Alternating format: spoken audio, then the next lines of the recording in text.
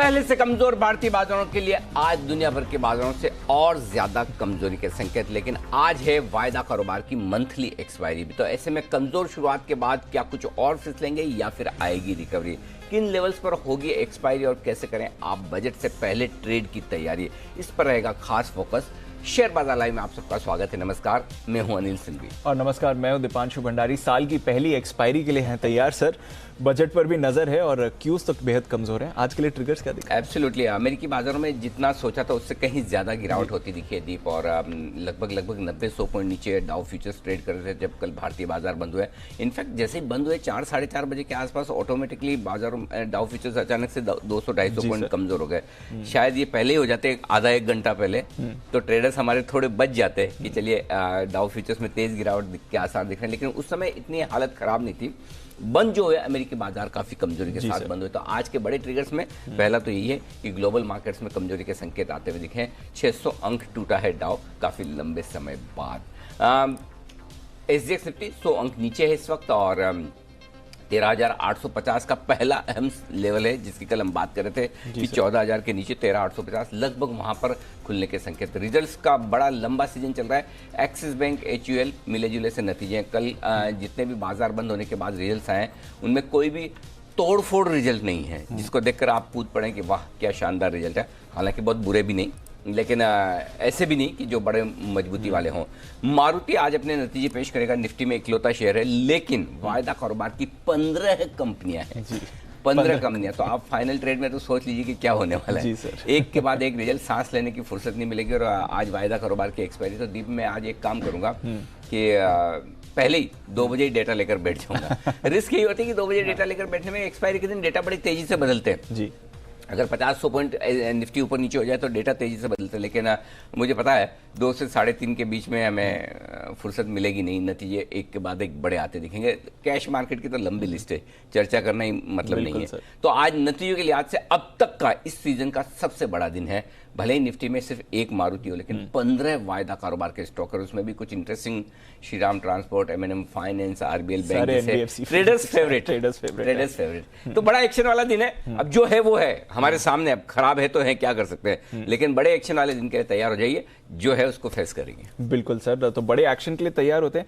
पर एक बार आपसे ग्लोबल सेटअप भी समझना चाहूंगा सर, क्योंकि फेड की पॉलिसी आई, कोई सरप्राइज नहीं था। वो जो एक ड्रेडेड वर्ड है जिसके बारे में आप कल बता रहे थे, टेपरिंग, कहीं दूर तक उसका मेंशन भी नहीं हुआ। उन्होंने कहा कि आर्थिक स्थिति सुधरने में थोड़ा टाइम लगेगा। जो ग्रोथ की एक्सपेक्टेशन थी थोड़ा मॉडरेट करा है। आज वैसे Q4 GDP भी डेटा आने वाला है सर यूएस का, तो ये भी एक बड़ा क्यू रहेगा। पर कुछ बड़ा सरप्राइज फेड की तरफ से नहीं था।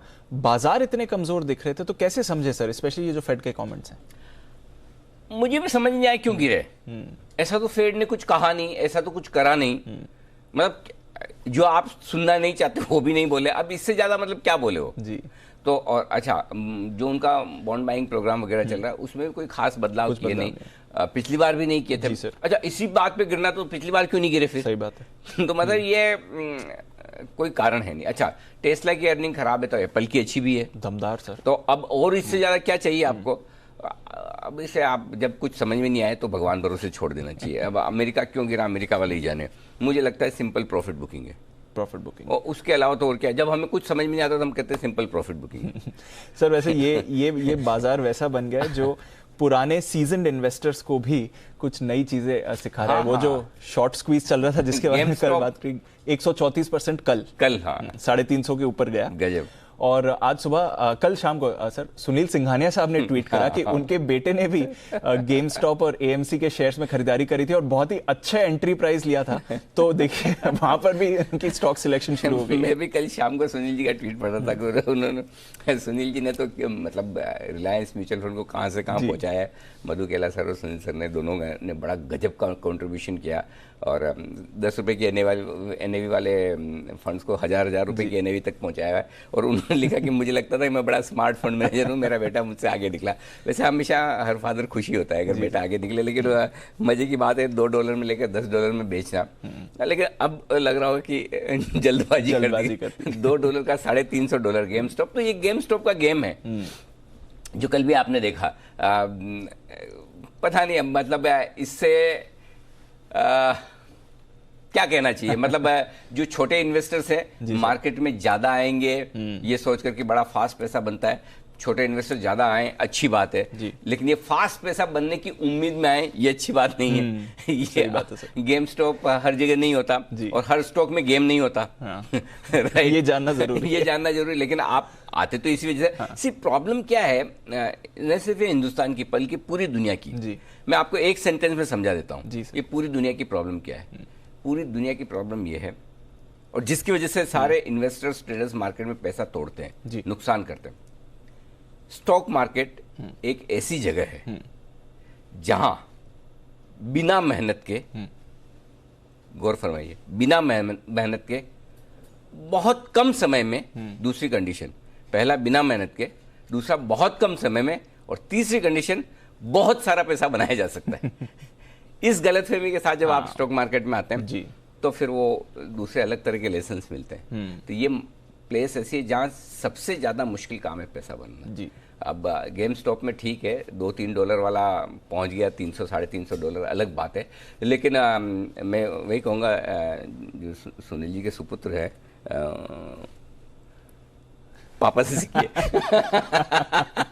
उन्होंने बड़ी कौन किससे सिखा रहा है, यही बात हो गई। सुनील जी उससे न सीखे, वो सुनील जी से सीखे, वो ज्यादा जरूरी है। क्योंकि अच्छा, ये मैं प्रैक्टिकल एक्सपीरियंस से बताता हूँ। जैसे मैं राजस्थान में जिस जगह से हूँ, वहाँ से मुंबई में बड़े ज्वेलर्स वाले बहुत लोग हैं जिनके ज्वेलरी के बिजनेसेस हैं, जो अलग अलग अपने शोरूम शॉप्स लेके बैठे हैं मुंबई के हर कोने में। अब उनकी नेक्स्ट जनरेशन, उन्होंने बड़ी मुश्किल से शॉप बनाई है, उधार लेकर, ये आगे दुकान पीछे मकान टाइप्स। अब जो नई जनरेशन आती है उनको लगता है अरे ये क्या है, हमारे पापा जी पिताजी इतनी मेहनत कर, MCX में ट्रेड करो आराम से बन जाता, गोल्ड ऊपर नीचे। अच्छा, गोल्ड पे किसी को ओपिनियन भी नहीं चाहिए, सबको पता है गोल्ड कैसा होता है, सबने बचपन से देखा है, तो सबको लगता है हम ही गोल्ड के एक्सपर्ट हैं। Natural understanding, natural understanding. तो ये 2007-8 की जो मंदी हुई थी, उससे पहले तक ज्वेलरी वाले बिजनेसमैन सारे लोग बड़ा पैसा लगाते थे इक्विटी मार्केट में। जब फॉल होता था तो बड़ा कोसते थे। उसके बाद ये वो खुद ही अपने आप है ना कमोडिटीज गोल्ड बुलियन में खेलने लगे, तो इक्विटी मार्केट्स को थोड़ा कोसना कम हो गया। और तब जब इस तरह के ऊपर नीचे गोल्ड में भी होते हैं जो एक तरफा ना, तब समझ में आता है कि पैसा कमाना इतना आसान काम नहीं है। गोल्ड में भी नहीं है, इक्विटी में भी नहीं, किसी एसेट क्लास में नहीं है। और अगर आप रियल एस्टेट में आपको लगता है बड़ा आसान, तो वो आसान इसलिए नहीं कि आपकी एक्सपर्टाइज है, वो आसान इसलिए कि आप 10, 15, 20, 25 साल तक बेचते नहीं है। 10, 15, 20 साल तक अगर आप इक्विटी भी लेकर बैठे हैं, गोल्ड भी लेकर बैठे हैं, तो आपका पैसा बनेगा। गोल्ड और प्रॉपर्टी में अगर हिंदुस्तान में लोगों ने पैसा बनाया तो इसलिए नहीं बनाया कि वो बड़े समझदार हैं, इसलिए बनाया कि उन्होंने उसको समय दिया है। जी, इक्विटी में फर्क इतना है कि आप किस शेयर को समय देते हैं वो आपको पता नहीं होता। तो फिर सबसे बढ़िया काम है 1979 का 100 का सेंसेक्स 2021 में 50,000। तो कुछ समझ में ना आए तो इंडेक्स में पैसा डालकर बैठ जाए शांति से, तो पैसा वहां भी बनेगा। बस शेयर में अगर आप खरीदते हैं तो जाहिर सी बात आप इंडेक्स से ज्यादा पैसा बनाना चाहते हैं और रिस्क ज्यादा लेते हैं। तो ओवरऑल बात यही है कि ये जितने रॉबिनहुड इन्वेस्टर्स ट्रेडर्स जो कह लें, नई नई खेप आ रही, स्वागत है। अभिमन्यु है, पूरा कहानी सुन के बाहर निकलिएगा, पता चला 7वें चक्र में जाकर फंस गए, निकल नहीं पाए।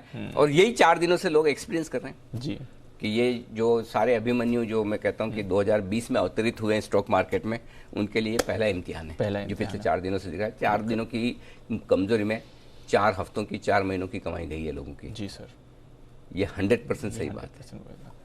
चलिए, तो फिर आज का टेस्ट कैसा रहेगा ये समझाइए सर, क्योंकि एक्सपायरी है। और जब हमने बात करी थी कि बाजार का टॉप कब और कहां बन सकता है, तो हमने पहला सपोर्ट जो बात करी थी 13,850 लगभग एज इसको देखे तो वहीं के आसपास आते हुए दिख रहा है। तो कैसे समझें सर? दीपा 13,775 13,850 के आसपास सपोर्ट लेना चाहिए। ये इंपॉर्टेंट रेंज है। उसके बाद 13,550 आता है हमारे 3 सपोर्ट लेवल है, 13,850, 13,550 और 13,240।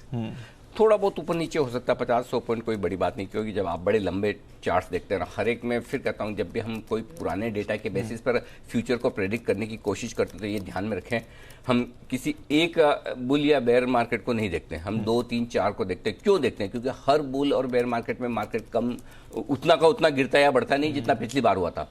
हर बार की अलग थ्योरी होती है, इसीलिए आप उसको समझकर एवरेज करके करने की कोशिश करते हैं। तो थोड़ा बहुत ऊपर नीचे हो सकता है 13, लेकिन देखते हैं ये अहम सपोर्ट लेवल के आसपास। देखिए, रुकना है, घूमना है तो आपके लिए माफ कीजिएगा, सबसे बढ़िया जगह ये है 13,775, 13,850। जी सर। ये बहुत बढ़िया जगह है अगर मार्केट को रुकना है तो। Okay sir. ओवरसोल्ड है मार्केट, बहुत सारी चीजें। मैं पहले आपको ट्रिगर्स ही बता दूं। जी सर। ग्लोबल ट्रिगर्स आज के लिए नेगेटिव है, नेगेटिव है अनडाउटेडली। जी। एफआईएस के संकेत भी नेगेटिव साइड पर हैं। घरेलू संकेत जो है वो न्यूट्रल साइड पर हैं, घरेलू फंड्स के। जी सर। वायदा कारोबार के संकेत मेरे लिए पॉजिटिव हैं, ओके। नेगेटिव नहीं है, पॉजिटिव है। सेंटिमेंट नेगेटिव हो ही चुका है और ट्रेंड हमने कल ही न्यूट्रल कर दिया था कि न्यूट्रल हो चुका है जिस तरह की क्लोजिंग मिली। अब आज के लिए जो अहम सपोर्ट लेवल है 13,775, 13,850 पहला है। इस रेंज में खुलेंगे और थोड़ा वक्त बिताएंगे, सपोर्ट लेने की कोशिश करेंगे, हो सकता है रिकवर भी करें जी। अगर सेलिंग प्रेशर ज्यादा आया या किसी को अब ग्लोबल मार्केट के अलावा बजट के हिसाब से और बेचना बाकी रह गया तो वो 13,600, 13,650, इनफैक्ट 13,550 होता है, वहां पर अगला इंपॉर्टेंट सपोर्ट है। तो 13,550, 13,600 भी मान सकते हैं, लेकिन एक तरफा नहीं जाएगा। तो 13,600, 13,650 ऊपर में 14,100, 14,225, ये ऊपर की 100-125 पॉइंट की रेंज बहुत स्ट्रॉन्ग रेजिस्टेंस है जी। वैसे तो पार नहीं होगा, फिर भी हायर साइड पर एक रेंज रखिए 14,350, 14,375। ये परफेक्ट रुकावट वाला जोन अब आपके लिए बन चुका है, जो पहला सबसे इंपॉर्टेंट सपोर्ट था जिसके नीचे आने पर हमने ट्रेंड न्यूट्रल किया जी सर। वहां से ट्रेंड न्यूट्रल किया है। अब मैं ट्रेंड नेगेटिव करूंगा, मैं सोच रहा हूँ 13,550, 13,500 तोड़ेगा तो ट्रेंड न्यूट्रल करेंगे, नेगेटिव करेंगे। तब तक अभी तक 14,753 के हाई से ठीक है, अगर आप 1000 एक पॉइंट गिरते हैं, हेल्दी करेक्शन है वो। 4-5% का करेक्शन हेल्दी करेक्शन माना जाएगा। ठीक है, अब आइए बैंक निफ्टी 29,825, 29,950, ये पहला सपोर्ट जोन है दीप आज के लिए और इसके आसपास शायद खुलने चाहिए। इसके नीचे गए तो 29,400, 29,650, ये मजबूत सपोर्ट है। यहां पर मेरे ख्याल से बैंक निफ्टी की गिरावट रुक जानी चाहिए आज के लिए। ओके, ऐसा मुझे लगता है। ऊपर में 30,300, 30,500 पहला रुकावट वाला रेंज है और उसके ऊपर निकले तो 30,700 से 30,875, ये वो रेंज है। आज रेंज लेवल बड़े बड़े आ रहे हैं क्योंकि 2 दिन में अगर 1000 पॉइंट बैंक निफ्टी गिरता है तो मेरे हाथ में नहीं कि मैं छोटी रेंज दूं, जो डेटा निकल कर आएंगे वही देना पड़ेगा। ये आपके लिए है जी सर। दिन के हिसाब से अगर नजर रखें, वैसे तो ये आपने बड़े लेवल्स हमें समझा दिए हैं और किस तरह से मूवमेंट आ सकता है। बैंक निफ्टी पर इन पर्टिकुलर एक ब्रॉड रेंज निकल कर आ रही है, पर दिन के हिसाब से देखें तो क्या लेवल्स रहेंगे? 13,850, 14,000 ये दिन की छोटी रेंज जी। 13,775, 14,100 दिन की मीडियम रेंज। अगर आज मीडियम रेंज से हम काम चला ले दोनों तरफ तब भी अपने आप को मानिए कि ठीक है, क्योंकि एक्सपायरी का दिन भी ना, एक्सपायरी के दिन आप बड़ी रेंज टेस्ट नहीं करना चाहेंगे। अगर छोटी रेंज से काम चल जाए तो बेहतर है। बड़ी रेंज फिर भी 13,700 से लेकर 14,200 की निकल कर आती है एक्सपायरी के दिन। ये आपके लिए 3 रेंज हो गई। बैंक निफ्टी 30,000, 30,500 दिन की छोटी रेंज, 29,825, 30,725 दिन की मीडियम रेंज और 29,600 से 30,875 दिन की बड़ी रेंज निकल कर आती है। ये है आपके लिए बैंक निफ्टी के लेवल्स। ओके, तो इंपॉर्टेंट लेवल्स हैं आज के लिए, नजर रखिए इन सपोर्ट्स और रेजिस्टेंसेस पर। पोजीशंस बताएं सर, एफआईज और पीसीआर क्या देखते हैं? एफआईज की तरफ से नेट लॉन्ग पोजीशन, माफ कीजिएगा लॉन्ग पोजीशन, नेट नहीं है, लॉन्ग पोजीशन 64% से घटकर 59% आई है, 5% कम की है। 60% के नीचे जनरली वापस से खरीदारी भी आती है। एक्सट्रीम सिचुएशन में 40-42% पर ओवरसोल्ड होता है। कुछ लोगों ने कल मुझे ट्वीट भी किया था, बोले कि जो एफआईज की इसमें से नेट शब्द था, ये नेट नहीं है, एफआईज इंडेक्स लॉन्ग पोजीशन है। तो क्योंकि आपका मेरा डेटा मैच नहीं होता, जनरली 2 तरह के डेटा होते हैं, एक इंडेक्स की लॉन्ग पोजीशन के होते हैं, एक नेट लॉन्ग पोजीशन के होते हैं। नेट लॉन्ग पोजीशन हमेशा आपको कम मिलेगी क्योंकि वो शॉर्ट को एडजस्ट करके, ये सिर्फ लॉन्ग पोजीशन में बता रहा हूँ। तो एफआईएस की इंडेक्स में लॉन्ग पोजीशन जो है वो 64% से घटकर 59% पे, तो ये डेटा करेक्ट है। कल भी करेक्ट था, कल जो हमने 64% का डेटा दिया था वो भी करेक्ट है। तो इसके अलावा अगर डिटेल में चाहें, जो मैं देखता हूँ, मैं बहुत ज़्यादा डेटा से बॉम्बार्डिंग भी नहीं करना चाहता। जैसे इंडेक्स में नेट लॉन्ग है एफआईएस की, वो 40% है, जो 37% से घटकर 40% आई। इंडेक्स में नेट शॉर्ट है, 21% से बढ़कर 28% आई है। ये डेटा मैं रोज शेयर नहीं करता क्योंकि कितना आप बताएंगे, वो डाइजेस्ट करना भी जरूरी कि आप बहुत ज्यादा डेटा दे और अगर लोग उसे तो ओवरलोड हो जाएगा बेसिकली। इंडेक्स की नेट शॉर्ट 21 से 28%, 28% बहुत जरूरत से ज्यादा एफआई शॉर्ट हो गए। ओके, हाँ, जैसे वो आप बात कर ही रहे थे कि कुछ पता लग रहा है या दिख रहा है कि अब वो शॉर्ट ग्लोबल मार्केट्स की वजह से हुए, बजट की वजह से हुए, ये रीजन तो वही जाने, या उन्हें सिंपल प्रॉफिट बुकिंग लग रही हो, रिजल्ट वही जाने, लेकिन काफी शॉर्ट हुए और इंडेक्स में काफी नेट लॉन्ग कम हुए। तो अभी फिलहाल आप 59% के डेटा पर नजर रखिए। अब आइए, put call ratio definitely oversold है, इसमें कोई डाउट नहीं, और 100% एक रिकवरी बनती है और स्पेशली आज गैप से नीचे खुलने के बाद पक्का बनती है। मार्केट ओवरसोल्ड है, इसमें कोई डाउट नहीं। अगर कोई और दिन होता एक्सपायरी का, और वो भी मंथली एक्सपायरी का नहीं, तो मैं आपको 100% ठोक कर कहता जहां खुले वहीं खरीद लीजिए, जहां खुले वहीं खरीद लीजिए। अगर ये एक्सपायरी और वो भी monthly expiry put call ratio आपको कह रहा है कि नीचे बेचना नहीं है कहना। अब दिक्कत एक ही कि अब वो जहां खुल रहा है वहीं से घूमता है, या वहां से 100 पॉइंट और स्टॉप लॉस ट्रिगर करके 150 पॉइंट करके वहां से घूमता है, वो कहना किसी के लिए मुश्किल काम है। और मैं फिर कह रहा हूं कि अगर एक्सपायरी का दिन नहीं होता तो मैं पक्का बोलता 150-200 नीचे दिख रहा है ना, आराम से लीजिए। लेकिन एक्सपायरी के दिन की अपनी एक वैल्यू है, और वो भी मंथली एक्सपायरी है। इसलिए आपको सिर्फ इतना काम करना है, पहली चीज निचले स्थानों पर शॉर्ट फ्रेश नहीं करना है। दूसरी चीज, स्टॉक्स कर सकते हैं, इंडेक्स की मैं बात कर रहा हूं। दूसरी चीज, आपको लोअर लेवल्स पर शॉर्ट है तो कवर करनी है। तीसरी चीज, आपकी शॉर्ट्स पे अब आपका स्टॉप लॉस ट्रेल होना ही चाहिए। देखिए हमने पिछले 2 दिन में काफी शॉर्ट दिए, कल 2 शॉर्ट दिए थे, परसों 2 शॉर्ट दिए थे, राइट, सोमवार को भी 2 शॉर्ट दिए थे, आरबीएल वगैरह, श्रीराम ट्रांसपोर्ट था, इंडसइंड बैंक में उनके साथ ही था, एल&टी फाइनेंस वगैरह दिए। तो अब आप इन शॉर्ट्स पे अपने स्टॉप लॉस को ट्रेल करते ताकि आपके मुनाफे का सौदा नुकसान में न जाए। जी, तो ये सारी चीज ध्यान में रखने की। जी सर, ठीक है। पोजीशंस का क्या करें सर? एग्जिस्टिंग 13,850 ये आपके लिए स्टॉप लॉस का लेवल होना चाहिए। आप उसी के आसपास खुलने के संकेत दे रहे हैं, और जिनको कम रखना है वो खुलते ही काट ले, फिर 13,900 का ही रखें तो भी कोई दिक्कत नहीं, लेकिन 13,850 अब रख लें स्टॉप लॉस। 30,000 बैंक निफ्टी पर स्टॉप लॉस रखें तेजी की पोजीशन का। शॉर्ट साइड पर 14,100 आपका स्टॉप लॉस होगा अगर वापस रिकवरी करके 14,100 के ऊपर निकलता है। वैसे 14,250 निकल कर आता है दीप, पहला स्टॉप लॉस बहुत दूर हो जाता है, तो उतना दूर रखने का मतलब नहीं। और हो सकता है एक बार 13,850 के नीचे जाए, 13,775 आ जाए, तो हम 14,000 को स्टॉप लॉस कर लेंगे। फिर स्टॉप लॉस हम और नीचे की तरफ शिफ्ट करेंगे शॉर्ट पर भी। फिलहाल ये है 30,500 फिलहाल आपका स्टॉप लॉस है बैंक निफ्टी पर। बैंक निफ्टी पे जानबूझ के छोटा स्टॉप लॉस दिया है मैंने। नई पोजीशन बनाने के लिए आपके लिए 13,775 13,850 इस रेंज में एक चांस ले सकते हैं खरीदारी करने का, अगर आप एग्रेसिव ट्रेडर हैं। और एग्रेसिव ट्रेडर से मेरा मतलब है कि आप स्टॉप लॉस आपका थोड़ा दूर है 13,700 का, इससे पहले स्टॉप लॉस नहीं मिल रहा मुझे। तो अगर आप 13,850 पे एंट्री करते तो 150 पॉइंट नीचे का स्टॉप लॉस है, ये ध्यान रखिएगा। और अगर 13,775 पे एंट्री करते हैं तो आपका 75 पॉइंट का स्टॉप लॉस है, यहाँ खरीदारी कर सकते हैं। 13,925 13,975 14,050 इन 3 टारगेट के लिए आपको खरीदारी करनी है। जो लोग शॉर्ट करना चाहते हैं 14,100 से मूड बनाए, 14,225 तक बेच सकते हैं। 14,250 का स्ट्रिक्ट स्टॉप लॉस रखिए। 14,050 13,975 13,925 ये टारगेट होने चाहिए आपके नीचे की तरफ। Done sir. बैंक निफ्टी क्या करेंगे? बैंक निफ्टी खरीदने की अच्छी जगह जो है दीप वो है 29,400 से लेके 29,650, ये 250 पॉइंट की रेंज है, यहाँ खरीदना चाहिए।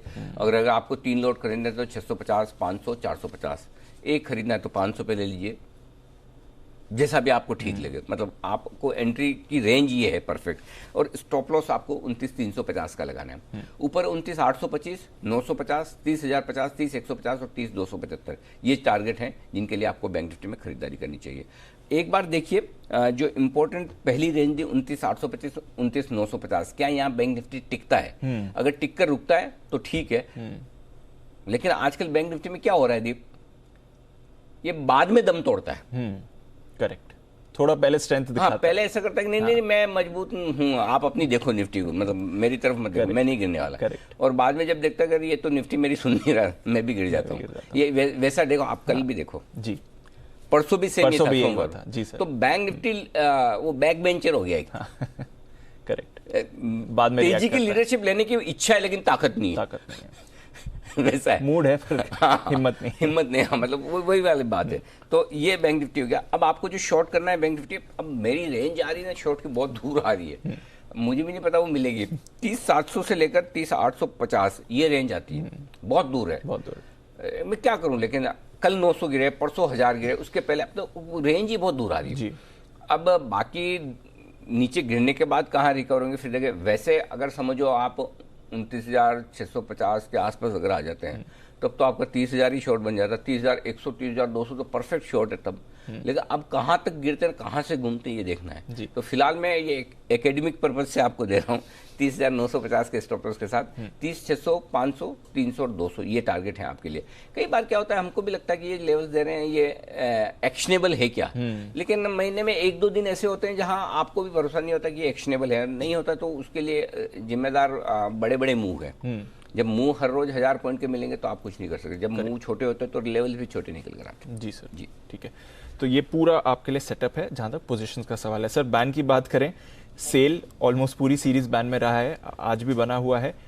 2 स्टॉक्स बाहर आ गए हैं, नाल्को, पीएनबी, फ्रेश एंट्री किसी की नहीं है, तो आज सिर्फ और सिर्फ आखिरी दिन सेल रहेगा। सर डेटा समझाएं, क्योंकि अब 3 दिन एफआईएस की बिकवाली हुई है कैश में। ये लास्ट टाइम तो बहुत पहले हमने ऐसा सेटअप देखा था, कैसे समझे? खराब है। 1688 करोड़ की कैश में बिकवाली, 1327 करोड़ की इंडेक्स के दीप। कल की सेशन में एक इंटरेस्टिंग चीज हुई है। जी सर, बड़ा तगड़ा इंडेक्स बेचा है। हाँ, पूरा शॉर्ट है। पूरा शॉर्ट ये मतलब ये समझिए यार, ये करना क्या चाहते हैं लाइफ में। परसों पूरा खरीदा था। आपको याद है कल सुबह हम बात कर रहे थे जी, मैं बहुत कंफ्यूज कर रहे हैं। इसका मतलब ये कि आप इनको इनके ऊपर भरोसा मत करो। परसों बेचा था, खरीदा था, कल गिर गया, आज कल बेचा है। क्या मालूम। मतलब हर दिन नया है। तो ये जो हिसाब से डेटा उस हिसाब से नेक्स्ट डे काम नहीं कर रहे जी, तो इनकी समझदारी पे नहीं जाए अभी। पता नहीं भाई ये लोग क्या थॉट प्रोसेस है एक्शन, क्योंकि एक दिन पहले आप पूरा इंडेक्स लॉन्ग करके गए, एक दिन में पूरा इंडेक्स शॉर्ट किया। तो ऐसा नहीं कि लॉन्ग अनवाइंडिंग हुई। और कल हम ये बात कर रहे थे, कल मेरे लिए इतना बढ़िया सेटअप था कि चलिए पुट कॉल रेशियो बहुत नीचे है, एफआई ने इंडेक्स लॉन्ग की है, रुकना तो चाहिए जी। लेकिन ये तो उल्टा हुआ। अब आज का सेटअप ऐसे देखेंगे तो आपको लगेगा कि एफआई ने इतना बेचा है, पुट कॉल रेशियो तो खैर और बेटर, लेकिन अब एफआईएस के एक्शन स्टेबल नहीं है। सर वो यूएस में इतने हिल हुए हैं तो फिर क्या करेंगे बेचारे। तो इसलिए 1-2 दिन इनको छोड़ते हैं भाई, इनके हिसाब से करने दो। अब इसमें भी क्या होता है, 2 चीजें हैं क्यों स्टेबल नहीं है वो भी हमें समझना चाहिए। एक एफआई ऐसी है जो long term long only funds हैं या फिर वो इन्वेस्टमेंट करके तो उनको फर्क नहीं पड़ा। दूसरे हेज फंड्स हैं, अब वो हेज फंड्स के तो लिए कब कहाँ किस चीज से बाई या सेल ट्रिगर होता पता ही नहीं चलता, उनका हर रोज ट्रिगर होता है। तो अगर उनको कहीं डॉलर पे व्यू लेना है, कहीं उनको क्रूड पे लेना है, कहीं गोल्ड पे लेना है, कहीं यूएस मार्केट पे लेना है, कभी किसी चीज पे लेना है, जो एक ट्रेड ये दूसरा ट्रेड वो, तो कौन सी लेग वाला ट्रेड ट्रिगर हो जाएगा और उसके सामने फिर उनको बेचना है। इसलिए एफआईएस के डेटा इस तरह के वोलेटाइल माहौल में थोड़ी सावधानी से पढ़ने, एब्सोल्यूट नंबर में नहीं पढ़ने चाहिए, ये सिंपल है। वायदा कारोबार ओके, प्रीमियम 15 पॉइंट की आज एक्सपायरी होनी तो ये तो कम होगी जी। बैंक निफ्टी की प्रीमियम भी 43 पॉइंट की, तो इतनी तो रहने वाली है नहीं जी सर। पुट कॉल रेशियो 0.89, इससे बढ़िया हो नहीं सकता बुल मार्केट में। बुल मार्केट ही है ना। अरे अभी तो आपका पहला सपोर्ट भी नहीं है सर। नहीं, 3-4 दिन में अपने आप पे डाउट होने लगता है, ये तो मार्केट है। तो चलिए, बुल मार्केट अभी तक बना हुआ है, चिंता न करें, अभी तक ट्रेंड न्यूट्रल हुआ है। तो बुल मार्केट में पुट कॉल रेशियो 0.89 बहुत बहुत बहुत बहुत ही अट्रैक्टिव है शॉर्ट काटने के लिए और लॉन्ग बनाने के लिए, इसमें कोई डाउट नहीं। अब ये है कि बाजार आपको सुबह 9:15 बजे ओवलाइज करता है, 2 बजे करता है, दिन में 12 बजे करता है, या कल करता है, वही बात है, या कल करता है जी। लेकिन एक चीज पक्की कह सकता हूँ इतने अनुभव से कि एक बाउंस बैक तो अच्छे से मिलेगा और बढ़िया वाला मिलेगा, जिसमें कुछ शॉर्ट्स भी कटेंगे। जो लोग शॉर्ट्स पे छोटे स्टॉप लॉस पे बैठेंगे उनके शॉर्ट्स भी कटेंगे, वैसा बाउंस बैक आएगा। ओवरसोल्ड तो है ही मार्केट, इसमें कोई डाउट ही नहीं है। तो वो उसमें आपको, अगर आप शूरवीर हैं, पहले खाली कर चुके हैं और आप बैठे हैं आराम से, तो आप लॉन्ग करने का सोचें, नहीं तो जस्ट जो आपको लेवल ऊपर का मिले उसमें आप हल्का होने की सोच सकते हैं। और वो इसलिए नहीं कि वो इसलिए कि सामने बजट है। अगर बजट नहीं होता तो मैं कहता था कि आप हल्का मत होइए, फ्रेश खरीदारी भी कीजिए इस पुट कॉल रेशियो में। लेकिन बजट है तो सामने आप बजट की रिस्क कितना लेना चाहते हैं। अभी तो मतलब वो कहते रहे कि वो आप मतलब बीमार है, टाइफाइड वाइफाइड हो गया, टाइफाइड ठीक हुआ नहीं कि पता चला कि अचानक से चलते चलते गिर गए, टांग टूट गई। तो मतलब एक बीमारी ठीक नहीं, दूसरी, क्योंकि अभी एक आपकी ये वोलेटिलिटी निकली नहीं, दूसरा सामने बजट की तैयार है। तो इसलिए आप 2-2 झटके झेल सकते हैं क्या? वो अपनी फाइनेंशियल हेल्थ आपको देखनी, कि 2 झटके झेलने लायक नहीं है तो फिर शांति से देखिए, बैठिए। डेटा 13,500 बड़ा सपोर्ट है, बहुत दूर है। उससे पहले 13,800 के आसपास 24 लाख शेयरों का ओपन इंटरेस्ट पुट में है। 14,000 मेक और ब्रेक है, जब तक 14,000 के नीचे तब तक आप कमजोर ही हैं। 29 लाख शेयर पुट में है, 28 लाख शेयर कॉल्स में। तो 14,000 आपके लिए मिड पॉइंट हो गया। ऊपर 14,100 पार होने के बाद ही ताकत का पहला अंदाजा बनेगा, क्योंकि 14,100 पर 37 लाख शेयर कल कॉल राइट हुए, तो बड़ी कॉल राइटिंग 14,100 पर हुई है, इसलिए मेरे लिए 14,100 निकल कर आया। तो ऊपर एक बार गैप से नीचे खुलने के बाद 14,000 14,100 आपके लिए परफेक्ट सेल रेंज है। और नीचे जो सपोर्ट के तौर पर दिख रहा है वो दिख रहा है 13,800 से 13,900 की रेंज, लेकिन उससे नीचे खुलेंगे तो 13,800 13,900 वायदा कारोबार के लिहाज से इमीडिएट सपोर्ट है। 14,000 14,100 इमीडिएट सप्लाई जोन है। Bank Nifty 29,500 highest open interest से 13 लाख शेयरों का वही अहम सपोर्ट है, लेकिन बहुत दूर भी है। 30,000 के आसपास के लेवल की कोई खास अहमियत नहीं, छोटा स्टॉप सपोर्ट है 9 लाख शेयरों का, और ऊपर में 31,000 आपसे पार नहीं होगा, ये इत्मीनान रखें। तो 29,500 31,000 बड़ी रेंज 1,500 पॉइंट की बैंक निफ्टी के लिए निकल कर आ रही है, इसलिए जो लेवल्स दिए उन्हीं पर फोकस करें जी। ठीक है सर, तो ये है आपके लिए पूरा डेटा का विश्लेषण और आज एक्सपायरी के लिहाज से कौन से इंपॉर्टेंट लेवल्स हैं। पर ये नहीं, अनिल जी की तरफ से आपके लिए एक गिफ्ट भी है, आज का स्टॉक ऑफ द डे। जी सर। डीप शॉर्ट करने की राय है और वो है कैनरा बैंक। डिटेल में नतीजे देख रहा था आप, तो अगर आप मोरेटोरियम वाला बेनिफिट हटाकर देखें तो वाकई में एसेट क्वालिटी बहुत कमजोर हुई है, मजा नहीं है। और ये ऐसा बैंक था जो हमें खुद भी लग रहा था कि जनवरी सीरीज का स्टार परफॉर्मर हो सकता है। दिसंबर पूरी सीरीज इसने आराम करते हुए बैन में बिताई, जनवरी में बाहर निकला और लगभग 128 130 रुपए के आसपास मैंने सीरीज की शुरुआत में रिकमेंड भी किया था, हालांकि उसके बाद बढ़ा भी, लेकिन वापस उन्हीं लेवल पर आ गया। मुझे लगता है कि जिस तरह की उम्मीदें, जिस तरह की एक्सपेक्टेशन जनवरी सीरीज में कैनरा बैंक से थी वो हुई नहीं। लॉन्ग्स बने हुए भी हैं जो कम होने, और दूसरी बात है कि जिस तरह के रिजल्ट्स हैं आप बैंक ऑफ बड़ौदा से कंपेयर करें तो कहीं कमजोर है। बैंक ऑफ बड़ौदा इसके कंपेरिजन में बहुत बेटर रिजल्ट है जो कल हमने पकड़ाई सही वक्त पर। तो मुझे लगता है कैनरा बैंक रिजल्ट्स के बाद कुछ और गिर सकता है, कल भी गिरा है, बहुत गैप से खुल जाए तो छोड़ दे, अदरवाइज 126 124 दो छोटे लेवल्स हैं और 121 ये नीचे का एक और टारगेट बनता है जिसके लिए आपको बिकवाली करनी चाहिए। छोटा सा स्टॉप लॉस 132 का रखें, ये मैंने फ्यूचर्स के लेवल दिए इसी महीने के। स्टॉप लॉस जानबूझ कर छोटा दिया, अगर 132 के ऊपर निकले छोड़ दीजिए। जैन फ्यूचर्स बेस में, ये जनवरी फ्यूचर्स की है। ठीक है सर, तो ये है आपके लिए आज का स्टॉक ऑफ द डे। बिकवाली करनी है कैनरा बैंक पर, नतीजे कमजोर आते हुए दिखे हैं और नतीजों का विश्लेषण करेंगे बस थोड़ी देर में। मैनेजमेंट भी है हमारे साथ, मैनेजमेंट ही है सर, 10:40 पर तो रिजल्ट्स पर और उनसे विस्तार से समझेंगे भी कि भाई इतने एसेट क्वालिटी खराब होने की वजह क्या है। बिल्कुल सर, तो कैनरा बैंक की मैनेजमेंट से भी जानेंगे कि क्या है नतीजों का विश्लेषण, और बाकी जो नतीजे हैं उन पर भी वरिंदर बंसल से बस थोड़ी देर में जुड़ेंगे रिजल्ट एक्सरे के लिए। हमारी रिसर्च टीम भी तैयार है आपको बताने के लिए कौन से और रिजल्ट्स हैं, अहम स्टॉक्स हैं, खबरों वाले और ब्रोकरेजेस का क्या कहना है। वरुण, कुशल और साथी देवांशी हमारे साथ तैयार है। वरुण, गुड मॉर्निंग, बताएं आज के ट्रिगर्स और स्टॉक्स कौन से हैं।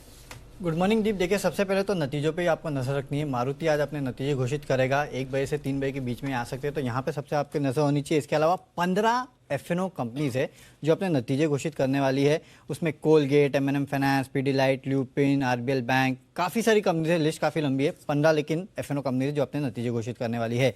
गेल, इस कंपनी की बायबैक की रिकॉर्ड डेट आज है, 150 प्रति शेयर का बायबैक का प्राइस रखा गया है। कुमार मंगलम बिरला आज एक वर्चुअल प्रेस कॉन्फ्रेंस करने वाले हैं कोई स्ट्रैटेजिक अनाउंसमेंट के लिए, 2 बजे ये होने वाले, तो यहाँ पे नजर रखिए। साथ ही साथ भारतीय एयरटेल जो है ये भी एक आज प्रेस कॉन्फ्रेंस करने वाला है 12:30 बजे, तो यहाँ पे आपकी नजर होनी चाहिए। अलग अलग है ना, एक साथ तो नहीं है? नहीं, अलग अलग है, एक 2 बजे, एक 12:30 बजे। ऐसा नहीं कि भारतीय की 12 के बाद 12:30 के बाद 2 बजे बिरला जी उसी पर, दोनों टेलीकॉम में हो सकता है कुछ बड़ा अनाउंसमेंट करे। ऐसा कुछ नहीं है, मैं अंदाज से बोल रहा हूँ। कभी कभी 1 और 1 11 भी कर लेते हैं लोग। अच्छा तो मतलब दोनों टेलीकॉम वाले हैं भाई। हाँ, ये तो अब लेकिन बिरला साहब किस टावर पर नजर रखें सर, कॉमन फैक्टर आ गया दोनों, पता नहीं, वही समझ। लेकिन बिरला साहब के काफी सारे और कारोबार भी है, तो किसको लेके करेंगे वो पता तो है। हाँ ठीक है, चलिए तो आगे बढ़ते हैं। आईपीओ स्टोकक्राफ्ट का आईपीओ जो है वो बंद होगा और अब तक करीब 2.93 गुना जो है ये सब्सक्राइब हो चुका है। फेडरल मोगल यहाँ नजर रखिए क्योंकि तीसरे टाइम इस कंपनी का जो OFS जो है वो फेल हो चुका है। 11.5 लाख शेयर्स की बोलियां थी और ऑफर था, और उसके सामने केवल 2700 शेयर्स की बोली जो है इस कंपनी को मिली है, तो लगातार इसका OFS फेल हो रहा है। एक्सिस बैंक नतीजे, NPS को अगर आप देखें तो वहाँ नतीजे ठीक ठाक है, लेकिन उसके अलावा वीकनेस है। अगर आप मुनाफा देखिए तो 2300 करोड़ के आसपास का अनुमान था, 1116 करोड़ पे आया है, और प्रोविजनिंग जो है वो बड़ी है, 4150 करोड़ का हमारा अनुमान था, 4600 करोड़ पे प्रोविजनिंग आई है। NPS जो मैं कह रहा था, ग्रॉस NPA 4.2% से कम होकर 3.4% पे आए हैं, जबकि अनुमान लगाया जा रहा था कि 4.9% पे आएंगे। HUL या मिले जुले नतीजे, अब मिले जुले इसके लिए क्योंकि कंपनी की जो वॉल्यूम ग्रोथ है 2 से 4% का अनुमान था, 4% पे आई है, तो हायर एंड पे आई है, वो एक अच्छी बात है। लेकिन आप बाकी पैरामीटर्स देखिए, कंपनी के मार्जिन खासकर अनुमान से कम है, 24.7% का अनुमान था, 24% पे आए हैं, और मुनाफे का 2000 करोड़ के ऊपर का अनुमान था, 1921 पे आया है, तो कहीं ना कहीं बाकी पैरामीटर्स पे वीकनेस है, वॉल्यूम ग्रोथ ठीक ठाक है। यूनाइटेड स्पिरिट्स, यहाँ नतीजे थोड़े कमज़ोर हैं। कंपनी के तो मुनाफा है 230 करोड़ पे है, इनफैक्ट मुनाफा गिरा है 11%, जबकि अनुमान 280 करोड़ का था। और मार्जिन जो है वहाँ भी गिरावट देखने मिली, 16.4% से गिर के ये करीब 15.4% पे आए हैं। और आखिरी में आईसीआईसीआई प्रूडेंशियल, यहाँ पे भी जो मुनाफा है अनुमान से थोड़ा कमज़ोर है, क्योंकि जो कंपनी का मुनाफा है 315 करोड़ का अनुमान था, केवल 306 करोड़ पे आया, तो थोड़ा सा मिस है। लेकिन मार्जिन यहाँ भी थोड़ा मिस है, 26% का अनुमान था, 25.7% पे आया है। तो हल्के फुल्के नतीजे जो है मिस नजर आ रहे हैं आज के। ओके, तो ये हैं कुछ अहम नतीजे। कुछ और खबरें हैं कुशल के पास। कुशल, गुड मॉर्निंग, बताएं कौन से हैं स्टॉक्स? Good morning Deepanshu. आप देखिए यहाँ पर कैश मार्केट के कुछ और नतीजे आते हुए दिखे हैं, जहाँ पर पीएनबी हाउसिंग फाइनेंस है, यहाँ पर नंबर्स कमजोर हैं क्योंकि मुनाफे में करीब 5% की गिरावट के साथ 223 करोड़ पर इनका मुनाफा आता हुआ दिखा है। साथ ही अगर आप देखें तो इनकी जो एसेट क्वालिटी है वो 2.59% से बढ़कर 2.64% हुई है। पर यहाँ पर एक्स मॉरिटोरियम अगर आप देखें, जो बिना मॉरिटोरियम के जीएनपीए है, वहाँ पर काफ़ी ज़्यादा बढ़ोतरी देखने को मिली है, 2.64% से बढ़कर 4.47% पर इनके जीएनपीए दिख रहे हैं। साथ ही कंपनी की जो प्रोविजन है सालाना आधार पर ऑलमोस्ट 2 गुने होते हुए दिखे हैं, 1053 करोड़ से बढ़कर 2243 करोड़। साथ ही टाटा कॉफी नंबर्स यहां पर मजबूत आए हैं, मार्जिन 17% से बढ़कर 18% हुई है, मुनाफे में 20% का उछाल के साथ करीब 50 करोड़ पर मुनाफा रिपोर्ट किया है। सूर्य रोशनी यहां पर भी मार्जिन में सुधार दिखा है, 6.9% से 7.4%, मुनाफे में ऑलमोस्ट 79% का जंप आया है, 31 से बढ़कर 55 करोड़ का।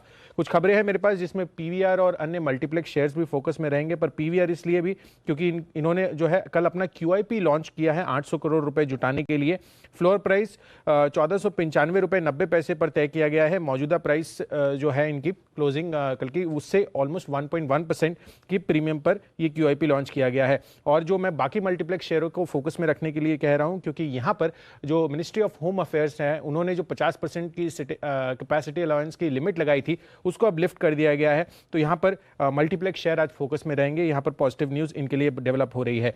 हीरो मोटोकॉर्प यहां पर भी ग्लोबल एक्सपेंशन ये करते हुए दिख रहे हैं, मैक्सिको के मार्केट में इन्होंने एंट्री ले ली है। ग्रुपो सेलिनिस नाम की एक कंपनी के साथ इन्होंने करार किया है और अगले 3 सालों में ये तेजी से मैक्सिको मार्केट में अपने 9 नए प्रोडक्ट्स जो हैं वो पहले चरण में लॉन्च करते हुए नजर आएंगे। एस्ट्रल पॉली यहां पर नतीजों के साथ साथ बोनस इशू पर भी 3 फरवरी को बोर्ड बैठक होने वाली है, तो यहां पर आप ध्यान रखिए। वीआरएल लॉजिस्टिक्स यहां पर नतीजों के साथ साथ 6 फरवरी को बाईबैक पर बोर्ड बैठक होने वाली है, तो वीआरएल लॉजिस्टिक्स फोकस में रहेगा। पावर ग्रिड यहां पर आईपीओ लाने के उपलक्ष्य में power grid infrastructure investment trust ने सेबी को ड्राफ्ट ऑफर लेटर जो है ड्राफ्ट ऑफर डॉक्यूमेंट जो है वो जमा कर दिया है। और अंत में आदित्य बिरला फैशन यहां पर नजर रखिए, क्योंकि इन्होंने एक डिजाइनर ब्रांड है सब्यसाची, उनमें 51% हिस्सेदारी खरीदी है ऑलमोस्ट 400 करोड़ रुपए में। तो ये बड़ा एक्विजिशन है आदित्य बिरला फैशन में। ओके, तो ये हैं आपके लिए कुछ और खबरों वाले शेयर्स। आइए जानते हैं आज ब्रोकरेजेस का क्या कहना है एफआईआर में।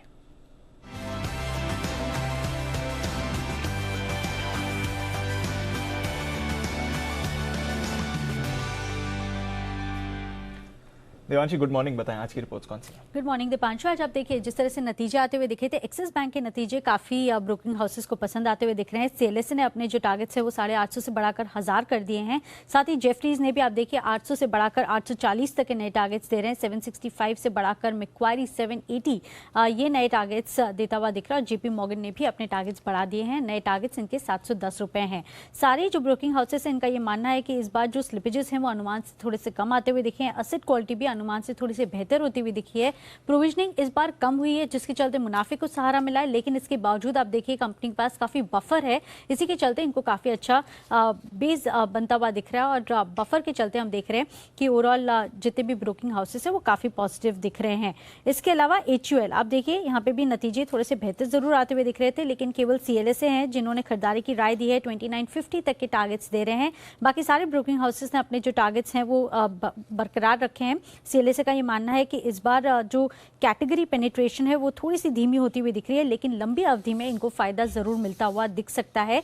और जेपी मॉर्गन का ये मानना है कि मार्जिन के मुकाबले रेवेन्यू ग्रोथ पर कंपनी फोकस कर रही है और डिमांड रिकवरी से उनको फायदा जरूर मिलता हुआ दिखेगा, लेकिन वो धीमी होती हुई दिखेगी। बैंक ऑफ बड़ौदा यहाँ पे भी आप देखिए जो स्ट्रेस्ड लोन्स है उसके चलते हमने देखा नतीजों पर थोड़ी सी असर जरूर होती हुई दिखी है। अनुमान से कम जो मुनाफा है वो आता हुआ दिखा और इसी के चलते सीएलएसए को बहुत ज्यादा अच्छे नहीं लग रहे नतीजे। लेकिन ओवरऑल जिस तरह से वैल्यूएशंस हैं वो उनको काफ़ी बेहतर लग रहे हैं। 71 से उन्होंने टारगेट बढ़ाकर 80 तक के नए टारगेट्स दे रहे हैं। साथ ही जेपी मॉर्गन ने भी अपने टारगेट्स बढ़ाए हैं। करीब 48 के पहले के टारगेट्स थे, लेकिन अब बढ़ाकर 75 ये नए टारगेट्स दे रहे हैं। इसके अलावा इन्होंने FY21 के एस्टिमेट्स भी बढ़ा दिए हैं, क्योंकि इनका मानना है कि एसेट क्वालिटी में लगातार सुधार होता हुआ दिख रहा है। ICICI प्रूडेंशियल CLSA को नतीजे अच्छे नहीं लग रहे हैं। उनका मानना है कि यूलिप से एक तो काफ़ी असर होता हुआ दिख रहा है, काफ़ी धीमी ग्रोथ देखने मिली थी और इसी के चलते वो आउट परफॉर्मेंस की रेटिंग दे रहे हैं। 580 तक के टारगेट्स को उन्होंने मेंटेन किया है और साथ ही मान रहे हैं कि छोटे बेस के चलते ही आपको ग्रोथ वर्चुअली दिख रही है। इमामी पर CLSA खरीदारी की राय दे रहे थे, लेकिन वहां से अब बदलकर आउट परफॉर्मेंस की रेटिंग दे रहे हैं और जो टारगेट्स हैं वो 520 तक के दे रहे हैं। इनका मानना है कि हेल्थ केयर पोर्टफोलियो में 38% तक की मजबूत रिकवरी आती हुई दिख रही है। ये एक सेगमेंट है जिसने काफ़ी अच्छा परफॉर्म किया है। और आखिर में आप देखिए यूनाइटेड स्पिरिट्स पर भी क्रेडिट स्विस की रिपोर्ट है, न्यूट्रल रेटिंग दे रहे हैं। 600 के टारगेट्स को इन्होंने बरकरार रखा है। और M&M पर CLSA की रिपोर्ट है जहाँ पे खरीदारी की राय है। लक्ष्य 1010 की तरफ के आते हुए दिख रहे हैं। इनको भी लग रहा है कि बिजनेस रिकवरी काफ़ी अच्छी होती हुई दिख रही है। और 1010 इतना ज्यादा? जी सर। क्या बात है, यूनाइटेड स्पिरिट्स में बड़े बड़े टारगेट। सर ये M&M है। ओ सॉरी, M&M। Yes, हाँ, मैं तो भी है 1010। Okay. और सर एशियन पेंट्स पे अच्छे टारगेट्स हैं। एशियन पेंट्स पे तो मॉर्गन स्टैनली 3000 तक के टारगेट्स दे रहा है सर। 3000 हो भी जाएगा, बड़ी बात नहीं है। चलिए, तो ये है आपके लिए सारी रिपोर्ट्स जिन पर आपको रखना है फोकस। लेकिन रिपोर्ट्स के अलावा भी बहुत सारे नतीजे ऐसे होते हैं जहाँ पर कवरेज नहीं होता और जो नतीजे होते हैं बेहद इंटरेस्टिंग, और इन्हीं नतीजों पर रिसर्च करते हैं वरिंदर बंसल। आइए बात करते हैं उनसे वरिंदर रिजल्ट एक्सरे में।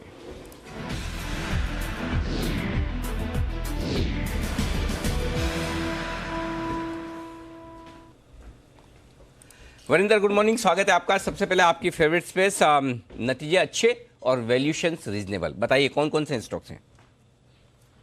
Very good morning sir. उससे पहले अगर मैं लार्ज कैप स्टॉक्स के बारे में एक दो लाइन बोल सकूं, I think one stock which could fall today is Sun Pharma. Taro के नंबर्स बहुत खराब आए थे सर।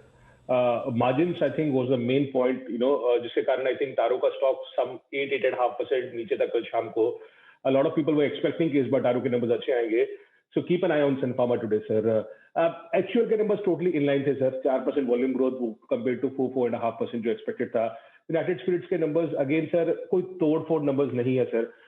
वॉल्यूम नीचे था, 1% एक्सपेक्टेड था कि 3 से 5% नीचे जाएगा, बट एज आई सेड कि तोड़-फोड़ नंबर्स नहीं थे। They are doing good. A lot of people are bullish on this stock because ये स्टॉक बहुत टाइम से चला नहीं है और स्पेस चला नहीं है, सो दैट इज व्हाई इसमें थोड़ा सा पोटेंशियल है in terms of valuation re-rating. So एक ये स्टॉक है। एक्सिस बैंक के sir there are a lot of people who are saying कि वीक नंबर्स है। CLS का रिपोर्ट बहुत बहुत बुलिश है। अगर आप इंटरनल्स देखें तो इंटरनल्स इतने ज्यादा स्ट्रांग नहीं थे एक्सिस बैंक के। अदरवाइज जैसे आपने बोला sir, good results for not so expensive valuation. I think Lakshmi machine works के नंबर सर बहुत टाइम के बाद मैंने देखे कि अच्छे नंबर आए थे, बहुत अच्छे नंबर आए थे। Again sir not only Y-on-Y but quarter improvement हुआ है, बिकॉज ये दोनों चीज चेक करना चाहता हूं मैं। मगर एज सेड सबको पता है Y-on-Y तो इंप्रूवमेंट होगा बट क्वार्टर इंप्रूवमेंट हो रहा है कि नहीं हो रहा। तो डेटा आपके सामने सर, सेल्स 50% बढ़ा है, Y-on-Y 20% क्वार्टर बढ़ा है। मार्जिन 8.5% हो गया सर इस कंपनी का, कंपेयर टू 0.3% Y-on-Y और 3.5% quarter. So you can see jump आया है both the parameters. The only thing is sir कि अगर आप इसको वैल्यूएशन पी पे देखें तो आपको कभी समझ नहीं आएगा ये कंपनी। एक टाइम पे इसका भाव सर 9,000 रुपये होता था, तो जो आज की डेट में भी आधा है। The only reason was because उस टाइम पे इसके मार्जिन सर, एबिटा मार्जिन 15% होते थे, ROC 25% होती थी। This is what people are expecting, that whether in that manufacturing uptick, whether the company can go to those levels or not. अगर एक कर जाती है then there's a huge potential, but that is the only thing to watch out for. Green panels के number sir, I know कि market आज में आगे थे, but I am focusing on the con call बहुत जरूरी थी। उसमें उन्होंने बोला है कि हमारा EBITDA margin 200 basis point improve होगा Q4 में। We have taken price hike as well. Price hike उन्होंने दिसंबर में लिया है, जनवरी में भी लिया है। स्टॉक महंगा नहीं है सर। ये MDF स्पेस में कुछ ऐसा कुछ हो रहा है जो पहले मेरे ख्याल में लास्ट 5-6 साल में नहीं हुआ। So just keep an eye on some of this MDF companies in the fall. Market गिरेगा ऑफ कोर्स, बट कुछ ऐसी MDF प्लेयर्स हैं जहाँ पे उनकी कैपेसिटी बढ़ रही है और उनके नंबर्स बहुत शानदार आ रहे हैं। ओके, तो ये है आपके लिए जो रिजल्ट्स बहुत बढ़िया हैं और साथ ही आपके लिए वैल्यूएशंस भी आकर्षक हैं। लेकिन आज एक और स्पेस जहां पर रिजल्ट्स अच्छे तो आए लेकिन शेयर ऑलरेडी भाग चुके हैं, इस लिस्ट में कौन से स्टॉक्स हैं आपके पास? Sir again sir, Welspun India और पॉलीमेडिकेयर के नंबर्स आगे थे मार्केट आज में, that is important to put out. But Welspun India sir already 20 time पे ट्रेड कर रहा है, so I know it's a home improvement company, stock already I think 20 रुपए का कुछ 70 रुपए हो चुका है, so that is something you have to keep an eye on. Y numbers अच्छे आए सर इसके, यू नो आपको बहुत बड़ा जंप देखेगा, बट क्वार्टर क्वार्टर इतना बड़ा इंप्रूवमेंट नहीं हुआ है सर। मार्जिन वही है 19.5% जो पहले क्वार्टर पे थे, सेल्स फ्लैट है, एबिटा फ्लैट है, so you know not very exciting as I said कि टेक्सटाइल स्पेस में क्वार्टर क्वार्टर इंप्रूवमेंट हो रहा है कि नहीं हो रहा। Polymedicure a very great company sir, but 40 time पे ट्रेड करता है, 40 टाइम्स पे 200 का 500 हो गया sir stock already. Again as I said K Y numbers अच्छे हैं, but they are flat quarter quarter, तो यू नो उस चीज में देखिए। और कमजोर नतीजों की लिस्ट सर ये क्वेस्ट कॉप का मालूम नहीं चल रहा सर, I don't know why a lot of people are very bullish on Quess Corp, but numbers तो आ नहीं रहे हैं सर। एबिटा 16% नीचे था, प्रॉफिट 40% नीचे था, 70-75 टाइम्स पे ट्रेड करते हो Quess Corp. Nippon asset management के ऑनेस्टली सर मुझे नंबर्स अच्छे नहीं लगे, इंपॉर्टेंटली उसके सेल्स 11% नीचे थी। Again this mutual fund space is seeing a lot of pressure, you know इधर रिडेम्पशन हो रहा है और इधर लोग बोल रहे हैं कि हम अपना पैसा अपने आप ही लगा सकते हैं, so that is something which they are struggling with. Paper stocks के नंबर्स कोई ज्यादा अच्छे नहीं आ रहे सर। जेके पेपर का प्रॉफिट 50% नीचे था सर, 50%। और लास्ट कंपनी है Mahindra EPC sir, honestly everyone, अभी आई एम श्योर आज मैं बोलूंगा कि नंबर अच्छे नहीं आया, पर 2 दिन के बाद वो इरिगेशन बजट पे सब लोग बोलेंगे महिंद्रा ईपीसी। हमने 2-5 साल से देख लिया सर कि इस कंपनी में कुछ भी नहीं हो रहा जितना एक्सपेक्टेशन था, और बहुत बड़ा डिसअपॉइंटमेंट हो रहा है महिंद्रा ईपीसी में सर। सेल्स फ्लैट थी, एबिटा फ्लैट था, कुछ नहीं हुआ। So honestly, sir, Mahindra Holidays, Mahindra EPC, I am just surprised why Mahindra Group has not been able to do anything with some of these companies what they have for a long time. अभी होगा, उम्मीद पे दुनिया कायम है वरिंदर। मतलब नाम आगे महिंद्रा लिखा हुआ है ना, बस लोगों को उतना ही काफ़ी है, वही देख कर ले रहे हैं। वैल्यूशंस का आता पता नहीं, तो रिजल्ट्स वैल्यूशन भी देखना उतना ही ज़रूरी है जैसा वरिंदर बता रहे हैं। सिर्फ नाम से काम नहीं चलेगा, परफॉर्मेंस भी चाहिए। बिल्कुल, शुक्रिया आपका पूरा एनालिसिस देने के लिए। आइए, हमारे सारे एक्सपर्ट्स हमारे साथ हैं इस वक्त, और कुणाल जी, राकेश जी और कौन कौन जुड़ चुके, जरा एक बार सबके दर्शन कर लिए जाएं एक साथ। अच्छा, सेठी साहब भी आ गए हैं, किरण जी भी हैं, हिमांशु जी हैं, सुमित जी, आप सबको नमस्कार, गुड मॉर्निंग। चलिए शुरुआत करते हैं कुछ बेहतरीन स्टॉक्स के साथ जहां पर आज एक्शन रहने वाला है भरपूर। सबसे पहले मारुति आज नतीजे पेश करने वाला है। मारुति में सेठी साहब, नतीजों से पहले कोई खरीदारी या बिकवाली की राय है आपकी? देखिए अनिल जी, नॉर्मल सिनेरियो में तो मारुति से अच्छे नतीजे के ऊपर खरीदारी करने की सलाह होती थी, बट आज तो बाजार में जिस तरह से एसजीएक्स निफ्टी दिखा रहा है, बाजार एक गैप डाउन खुलेंगे। बट मुझे लगता है कि गैप डाउन में अगर मारुति भी काफी अच्छे गैप से खुले तो वहां पे बिल्कुल खरीदारी के लिए सोचा जा सकता है। I would look for opportunity in today's market to buy on dips. मैं एक्सपेक्ट कर रहा हूं कि बाजार में आज अब कारण कोई भी बने, बट निचले लेवल, अगर जिस लेवल पे एसजीएक्स निफ्टी दिखा रहा है, अगर उतने नीचे खुलते हैं बाजार, तो मुझे लगता है फिर एक रिकवरी के लिए बाजार में एक एक्सपेक्टेशन होनी चाहिए आज। ओके, तो एक रिकवरी की एक्सपेक्टेशन होनी चाहिए बाजार में। देखते हैं किन लेवल्स पर ओपनिंग होती है। फिलहाल अगर आप देखें तो थोड़ा फ्रेश प्रेशर ग्लोबल मार्केट्स पर आते हुए दिखा है। एसजीएक्स निफ्टी अब लगभग 150 अंकों की गिरावट आपको दिखा रहा है। डाउ फ्यूचर्स जो रिकवर हुए थे, लगभग 50 अंक की तेजी में थे, अब वापस फिसल कर 35-40 अंक नीचे आते हुए दिखे हैं। और हांगकांग के बाजार यहाँ पर आपको और ज्यादा कमजोरी आती हुई दिख रही है। 650 अंक नीचे, 625 अंक नीचे इस समय आपको हांगकांग के बाजार दिख रहे हैं। ढेरों स्टॉक्स हैं एक्शन में, उनके बारे में चर्चा करते हैं एक्सपर्ट्स के साथ। एक्सिस बैंक, पहले तो इस पर एक चार्ट चेक ले लिया जाए जिस तरह से एक्शन बन रहा है। किरण जी, एक्सिस बैंक नतीजे आए थोड़े कमजोर रहे, कल भी इस स्टॉक के बारे में चर्चा कर रहे थे, और क्योंकि बैंक्स में और थोड़ी ज्यादा कमजोरी दिख रही है, तो एक्सिस बैंक के लिए क्या इंपॉर्टेंट लेवल्स रहेंगे? पहले तो very good morning Anil ji और दीप। इधर एक बहुत अच्छा ब्रेकआउट हमें देखने को मिला था। ब्रेकआउट वैल्यू थी 635 से लेके 640 तक, और वो वापस एक बार वॉयलेट हो चुकी है। जिस तरीके से वापस एक बार वॉयलेट हुई, ये अच्छी बात नहीं है, पर अगर ये लेवल्स वापस रीगेन करता है at the end of the day, तो मेरा मानना है कि वापस एक बार इधर स्ट्रेंथ देखने को मिलेगी। तो अभी के लिए तो कुछ ना करे, पर 640 के ऊपर बिल्कुल तेजी करके चलना चाहिए। वापस एक बार 675 के लेवल्स जल्दी देखने को मिलेंगे, पर अभी के लिए कुछ भी नहीं। ओके, तो ये फिलहाल के लिए कोई नया ट्रेंड ना ले, ये है राय आपके लिए। गेल बायबैक की रिकॉर्ड डेट भी आ चुकी है और प्राइस तो 150 रुपए की है ही। तो अब गेल में 150 रुपए का बायबैक का प्राइस है, तो जरा एक बार बताएं कुणाल जी, क्या बायबैक में टेंडर किया जाए या फिर मार्केट में बेचा जाए? मार्केट में बेच के फायदा नहीं होगा मेरे ख्याल से, तो क्या करना चाहिए गेल में, जरा बताएं आप।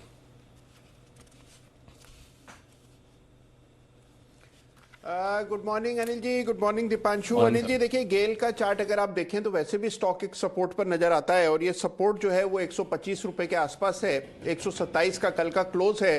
तो मुझे लगता है अनिल जी अब थोड़ा वेट एंड वॉच करना चाहिए और स्टॉक को बाईबैक में टेंडर करना चाहिए। 125 पर जो मजबूत सपोर्ट है मुझे नहीं लगता इतनी आसानी से वायलेट होगा और एक रेंज बाउंड कारोबार देखने को मिलेगा। तो ना तो 140 पार होता दिख रहा है और ना ही 125 के नीचे स्टॉक जाता हुआ लग रहा है। ओके, 140 भी पार नहीं होगा तो 125 भी नहीं टूटेगा, इस रेंज में रहेगा।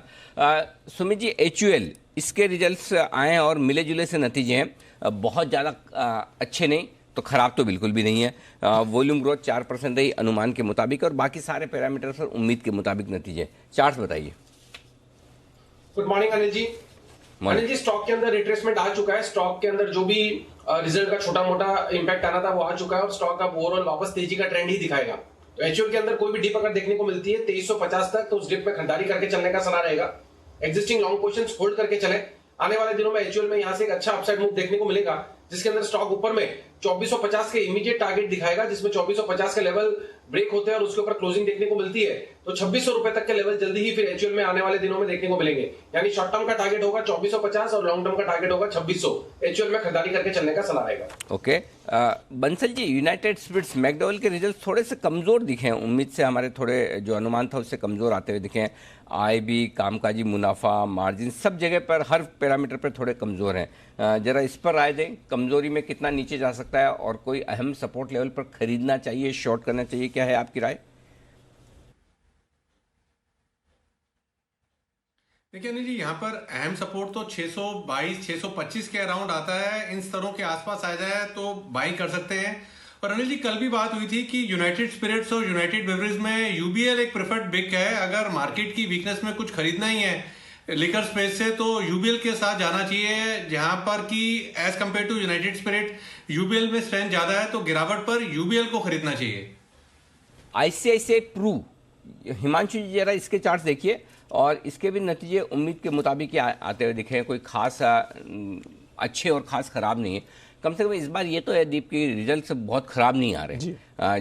जो उम्मीद के मुताबिक आ रहे हैं उन्हें आप खराब मानना चाहें तो मान ले बाजार के मूड के साथ, लेकिन उम्मीद के मुताबिक तो आ रहे हैं। थोड़ा सा मुनाफा उम्मीद से कमाया, बाकी आईसीआईसीआई प्रूडेंशियल नतीजे उम्मीद के मुताबिक हैं। हिमांशु जी, इसके चार्ट्स पर अपनी राय दीजिए। Anil ji, good morning. Good morning दीप सर। देखिए, पिछले 4 वीक से स्टॉक में कंसोलिडेशन का एक माहौल देखने को मिला है। स्टॉक अपने क्रूशियल सपोर्ट्स 495 492 ये इंपॉर्टेंट सपोर्ट जोन है और इनके बेहद पास है। मुझे लगता है कि बाजार के आज वीक सेंटीमेंट के चलते शायद स्टॉक अपने सपोर्ट जोन के आसपास खुले 492 490 के आसपास। मुझे लगता है कि वहां पर खरीदारी करके चला जा सकता है 485 485 के स्टॉप लॉस के साथ। यहां पर तेजी की राय रहेगी 490 492 की रेंज। ओके, पालविया साहब भी हमारे साथ जुड़ चुके हैं। सर गुड मॉर्निंग, जरा इस पे राय दीजिए। NAM India, Nippon asset management, जो मुझे लगता है आपकी पसंदीदा लिस्ट में भी था, इसके भी रिजल्ट्स मिले जुले हैं। आय घटी है 11%, मुनाफा थोड़ा 40-41% घटकर आया है, लेकिन एसेट अंडर मैनेजमेंट थोड़ा सा बढ़ा है। तो जो रिपोर्ट आई आज, रिपोर्ट भी इस पे है, एक सीएलएससी की थी मेरे ख्याल से, हाँ सीएलएससी की, 325 से 340 टारगेट के, मार्केट प्राइस के आसपास ही है। नैम इंडिया बताएं सर। या good morning Anil ji, good morning Deepanshu जी, good morning everyone. Anil ji देखिए, स्टॉक में पिछले 3-4 वीक से देखें तो हायर साइड से एक सप्लाई जरूर देखने को मिला। स्टॉक 340 से करेक्ट होकर अब ये 317 के आसपास ट्रेड कर रहा है। लेकिन अगर इसका हम थोड़ा सा लॉन्गर टर्म टाइम फ्रेम देखें तो स्टॉक अपने एक इंपॉर्टेंट सपोर्ट के आसपास अब ये ट्रेड कर रहा है, जो कि आएगा करीब 310 से 305 की रेंज में। तो मेरे हिसाब से अगर ये कोई गिरावट आती है तो इसको ऐड करना चाहिए, क्योंकि अगर इसको देखें तो सेटअप के हिसाब से ये काफी इंपॉर्टेंट लेवल रहेंगे इसके। अगर ये करेक्शन में 305 से 310 की रेंज में मिलता है तो मुझे लगता है कि वहां पे अगर ये स्टॉक मिलता है तो बिल्कुल ऐड करना चाहिए। स्टॉक में अभी यहाँ से इमीडिएट जो हर्डल बने हुए वो करीब है 340 के आसपास। जैसे ये 340 के लेवल को क्रॉस करेगा तो स्टॉक का अप ट्रेंड वापस कंटिन्यू होते हुए दिखेगा। फिर स्टॉक मुझे लगता है इसमें पोटेंशियल है 400 के लेवल भी क्रॉस करने के। तो इसको बाय ऑन डिप्स की स्ट्रेटेजी अडॉप्ट करें। नीचे में मिलता है 310 305 की रेंज में, तो इसको बाय करें। 305-310 के आसपास आए, कमजोरी में तो वहां पर खरीदें। सेठी साहब, 2 बड़ी इंटरेस्टिंग इवेंट होने वाली है आज। एक तो है भाई भारतीय एयरटेल की प्रेस कॉन्फ्रेंस है 12:30 बजे। आपके रडार पर स्टॉक हमेशा से रहा है और आपने खरीदारी की राय पहले भी कई बार दी है। 2 बजे कुमार मंगलम बिरला साहब भी एक प्रेस कॉन्फ्रेंस कर रहे हैं, कह रहे हैं कि कुछ बड़ा स्ट्रेटेजिक अनाउंसमेंट करेंगे। इन दोनों खबरों के दम पर कोई अंदाज लगाकर कोई शेयर खरीदना चाहिए, बेचना चाहिए, कुछ ऐसा कर सकते हैं? देखिए अनिल जी, कोई भी आइडिया नहीं है कि क्या अनाउंसमेंट आने वाले हैं, कुछ भी पता नहीं है। बट आइडिया का तो नहीं कुछ अनिल जी आइडिया में देखिए बिल्कुल एक्सपेक्ट कर रहे थे कि कुछ पॉजिटिव अनाउंसमेंट आएगी, और वहां से तो स्टॉक में अच्छी खासी गिरावट भी आ गई। ये वापस से आपके रिकमेंडेड लेवल्स पे स्टॉक आ गया है। मुझे लगता है जब मैनेजमेंट सामने से आके कुछ अनाउंसमेंट कर रहे हैं तो definitely it should be taken as positive for the stock. तो इन लेवल्स पे आइडिया पे जिन्होंने खरीदारी की हुई है उनको तो बिल्कुल बने ही रहने की सलाह रहेगी, और बाकी एक्सपेक्टिंग कि कुछ पॉजिटिव अनाउंसमेंट आने चाहिए दोनों ही कंपनी से, तो होल्ड ही करना की सलाह रहेगी। ओके, बंसल जी भी काफी खबरें रखते हैं इस तरह की। बंसल जी, आपको कुछ अंदाजा है क्या हो सकता है, और अगर कुछ खरीदना है इसके दम पर तो बताएं।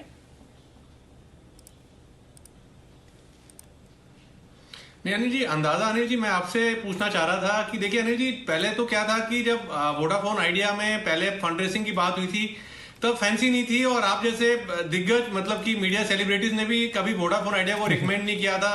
अब जब से आप लोगों ने रिकमेंड करना शुरू करा है तो अनिल जी मार्केट में खबरें ये हैं कि फंड रेजिंग के साथ साथ शायद यहाँ क्वालिफाइड QIP की बातचीत चल रही है। तो अनिल जी उस पर मैं आपसे जानना चाहता हूँ कि ऐसा कुछ हो रहा है क्या वोडाफोन आइडिया में? पता नहीं आज हो रहा है ये पता नहीं, लेकिन फंड रेजिंग की बातें तो चल रही है, होनी चाहिए, बहुत जल्दी होनी चाहिए। आज भी मीडिया में कई रिपोर्ट्स आई है, आज भी है ना पेपर्स में, न्यूज़पेपर्स में आज भी रिपोर्ट है कि $2 बिलियन का डेट के बदले पूरा इक्विटी, ये आज भी खबरें आई हैं। पहले ये था डेट और इक्विटी दोनों आएगी, अभी ये खबर आ रही कि $2 बिलियन का पूरा इक्विटी। डाइल्यूशन बड़ा होगा लेकिन इक्विटी आना थोड़ा लॉन्ग टर्म के लिहाज से बढ़िया होता है। तो वो खबरें तो है बंसल जी, अब सही है कब आएगी ये पता नहीं है, तो देखते हैं। फिलहाल तो ये भारतीय एयरटेल की भी प्रेस कॉन्फ्रेंस है और कुमार मंगलम बिरला जी की भी प्रेस कॉन्फ्रेंस है। तो हालांकि खाली कॉमन कनेक्शन एक ही है कि दोनों के पास टेलीकॉम है, बाकी कोई कॉमन कनेक्शन नहीं। टाइम भी अलग अलग है, एक की 12:30 बजे, एक की 2 बजे तो वो ध्यान में रखिएगा। आइए कुछ और स्टॉक्स हैं जहाँ पर फोकस करिए। PVR, पालविया साहब जरा इसके चार्ट्स देखिए और बताइए। इसका QIP खुला है, लगभग 1495-96 रुपये की फ्लोर प्राइस रखी है, मार्केट प्राइस से प्रीमियम पर, क्योंकि स्टॉक करेक्ट हो चुका है। PVR अगर किसी को मार्केट में खरीदना है तो क्या लेवल सही है एंट्री करने के लिए, ये बताइए। सो अनिल जी देखिए, स्टॉक में पिछले 3 दिन से थोड़ा सा प्रेशर जरूर देखने को मिला। स्टॉक करेक्ट हुआ है हायर साइड से, करीब 1600 के लेवल से अब ये 1500 के नीचे अब फिसल चुका है। लेकिन अगर इसका सेटअप देखें तो स्टॉक का सेटअप तो ओवरऑल पॉजिटिव है, लेकिन ये जो करेक्शन आया है हमें लगता है कि यहाँ से इसमें करेक्शन एक्सटेंड होकर 1430-1420 ये रेंज तक मुझे लगता है कि इसमें और प्रेशर देखने को मिलेगा। तो जिन्हें भी बाय करना है वो करीब 1430-1420 का वेट करें, और 50-60 रुपए की यहाँ से गिरावट हो सकती है। तो वहां पे इसका एक इंपॉर्टेंट सपोर्ट एरिया है, मुझे लगता है कि वहां पे अगर ये होल्ड कर लेता है ये सपोर्ट एरिया को तो वहां पे बाय करना चाहिए, वहां से वापस से एक पुल बैक बनना चाहिए। ओके, तो ये है आपके लिए राय इस वक्त PVR पर आती हुई।